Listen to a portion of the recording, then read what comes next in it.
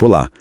Hoje nosso Deep Dive é sobre a Era Vargas, aquele período de 1930 a 45, que foi um divisor de águas no Brasil, né? Com certeza.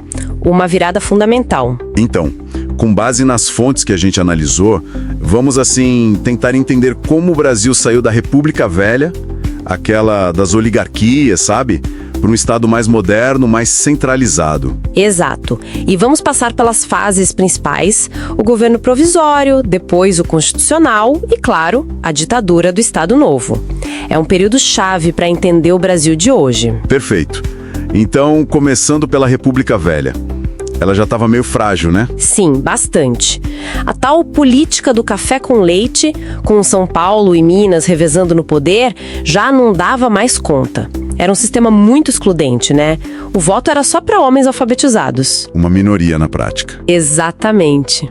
E já havia muita contestação. Grupos urbanos crescendo, os militares, o tenentismo, por exemplo, já criticava essa ordem toda, pedia reformas. E aí veio a crise de 29. Foi um golpe duro, imagino. Um terremoto, como você disse, atingiu em cheio a economia do café, que era a base de tudo. Isso gerou uma crise econômica, social e tirou a legitimidade do governo, sabe? Entendo. A crise econômica acabou virando crise política. Pois é. E o estopim foi a sucessão presidencial de 30. O presidente Washington Luiz, que era paulista, rompeu o acordo com Minas e indicou outro paulista. Aí Minas se juntou com o Rio Grande do Sul e Paraíba. A Aliança Liberal. Isso, com Getúlio Vargas. Ele perdeu a eleição, que foi assim, bem fraudulenta, como era comum na época, mas a coisa esquentou mesmo com o assassinato do vice dele, o João Pessoa. Ah, sim. A crise toda levou a uma revolta militar que colocou Vargas no poder em novembro de 1930. E aí começa o governo provisório, né? De 30 a 34. E Vargas não perdeu tempo para centralizar o poder. Não mesmo. Ele fechou o Congresso, suspendeu a Constituição antiga de 1889 e botou interventores federais nos estados. Basicamente, gente da confiança dele para governar. Uma canetada forte para centralizar. Exato. Mas isso gerou reação, claro, principalmente em São Paulo. Em 32, teve a Revolução Constitucionalista. A elite paulista querendo o poder de volta. Em parte sim, mas a bandeira principal era pedir uma nova Constituição e a autonomia que eles tinham perdido. Foram derrotados militarmente, mas... Politicamente, eles conseguiram algo importante. O quê? Pressionaram Vargas a convocar uma Assembleia Constituinte. Ah, entendi. E essa Constituinte leva a gente para a próxima fase, o governo constitucional, de 34 a 37, com a Constituição de 1934. Isso, uma Constituição que trouxe avanços, olha só. Voto feminino, justiça do trabalho, coisas importantes. Mas foi um período tenso também, né? O mundo estava naquela polarização, fascismo, comunismo. Exatamente. E isso refletiu aqui. De um lado, a Ação Integralista Brasileira, AIB, bem de inspiração fascista. Do outro, a Aliança Nacional Libertadora, ANL, que era uma frente mais à esquerda. A ANL propunha o quê? Reformas mais profundas, tipo reforma agrária, nacionalização de empresas. Mas Vargas logo declarou a ANL ilegal.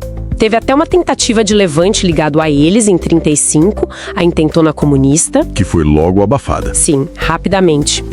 E Vargas, muito habilmente, usou esse clima todo. Foi aí que surgiu a história do tal Plano Cohen. Ah, o famoso Plano Cohen.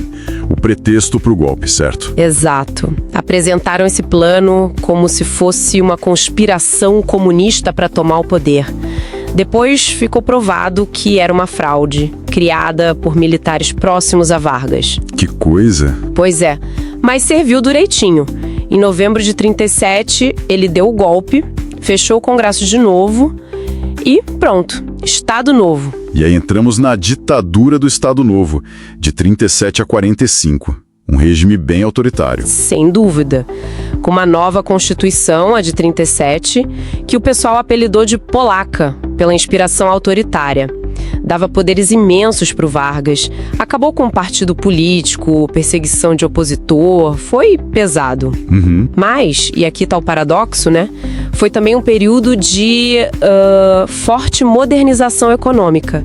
Vargas investiu na industrialização para substituir importações. Para produzir aqui o que antes a gente comprava de fora. Isso. É dessa época a criação da CSN, Companhia Siderúrgica Nacional, da Vale do Rio Doce, empresas que foram, assim, a base do desenvolvimento industrial brasileiro por muito tempo. E no meio disso tudo, em 43, surge a CLT, a Consolidação das Leis do Trabalho, que parece um avanço social enorme, jornada de 8 horas, salário mínimo, férias. E foi um avanço nos direitos, inegavelmente, só que... Tem um mas. Tem um mais importante.